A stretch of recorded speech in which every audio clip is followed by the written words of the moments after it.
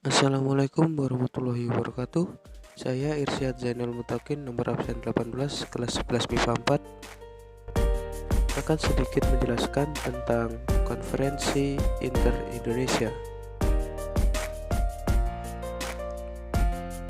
Oke, kita lanjut selanjutnya. Menurut kalian, apa itu Konferensi Inter-Indonesia? Apa sih? Oke, kita lanjut. Di sini, Konferensi Inter-Indonesia adalah konferensi yang berlangsung antara Indonesia dengan negara-negara boneka atau negara bentukan Belanda yang tergabung dalam BFO.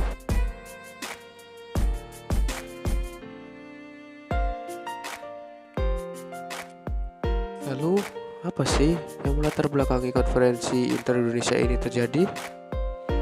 Kalian pasti ingin tahu kan? Ayo kita lanjut. Yang melatar belakangi yang pertama adalah menjelangnya diadakan konferensi meja bundar atau KMB. Kemudian yang kedua, adanya pemerintah Republik Indonesia yang mulai mengadakan persiapan. Persiapan yang dilakukan yaitu meliputi dengan cara melakukan serangkaian pendekatan terhadap BFO, terutama mengenai pembentukan Republik Indonesia Serikat atau RIS.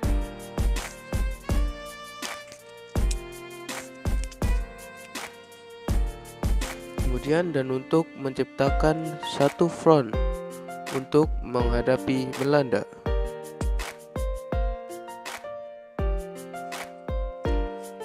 Pendekatan-pendekatan tersebut terbentuk dalam sebuah perundingan yang disebut dengan Konferensi Inter-Indonesia atau KII.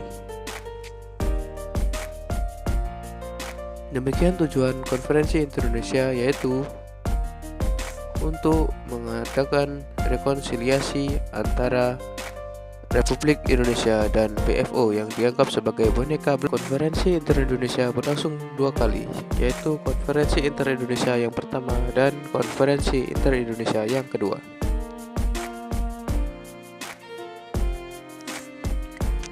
Saya akan jelaskan sedikit tentang Konferensi Inter-Indonesia yang pertama.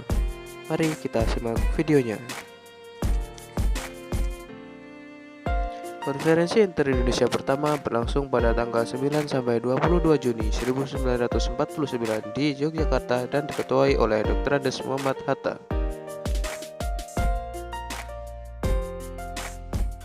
Demikian, konferensi ini didominasi oleh pembahasan tentang konsep-konsep dan tentang teknis pembentukan Republik Indonesia Serikat, terutama tentang susunan kenegaraan yang mencakup hak dan kewajiban antara pemerintah daerah. Kemudian hasil Konferensi Inter-Indonesia yang pertama. Yang pertama, negara Indonesia Serikat disetujui dengan nama Republik Indonesia Serikat atau RIS berdasarkan demokrasi dan federalisme.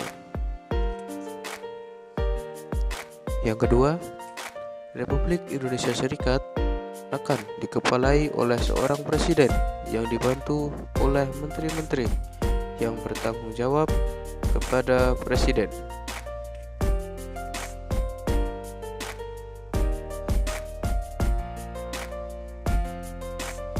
Yang ketiga, Republik Indonesia Serikat akan menerima penyerahan kedaulatan baik dari Republik Indonesia maupun dari Kerajaan Belanda. Yang keempat, Angkatan Perang Republik Indonesia Serikat adalah Angkatan Perang Nasional dan Presiden Republik Indonesia Serikat adalah Panglima Tertinggi Angkatan Perang Republik Indonesia Serikat. Yang kelima, pembentukan Angkatan Perang Republik Indonesia Serikat adalah semata-mata soal bangsa Indonesia sendiri. Angkatan Perang Republik Indonesia Serikat akan dibentuk oleh Pemerintahan Republik Indonesia Serikat dengan inti dari TNI dan KNIL serta kesatuan-kesatuan Belanda lainnya. Kemudian Konferensi Inter-Indonesia yang kedua. Apa sih Konferensi Inter-Indonesia yang kedua? Konferensi Inter-Indonesia yang kedua berlangsung pada tanggal 30 Juli sampai 2 Agustus 1949 di Jakarta dan diketuai oleh Dr. Andes Muhammad Hatta.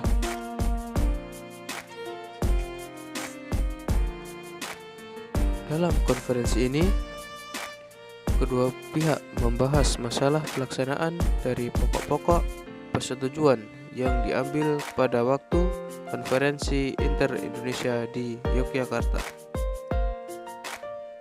yaitu antara negara-negara yang tergabung dengan PFO dan Indonesia. Demikian hasil Konferensi Inter-Indonesia yang kedua. Hasil yang pertama adalah Sang Merah Putih diputuskan sebagai bendera Republik Indonesia Serikat. Yang kedua, lagu Indonesia Raya ditetapkan sebagai lagu kebangsaan Republik Indonesia Serikat.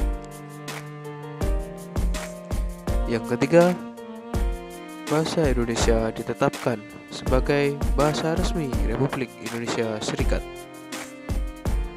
Yang keempat, Presiden Republik Indonesia Serikat dipilih oleh perwakilan antara Republik Indonesia dan PFO.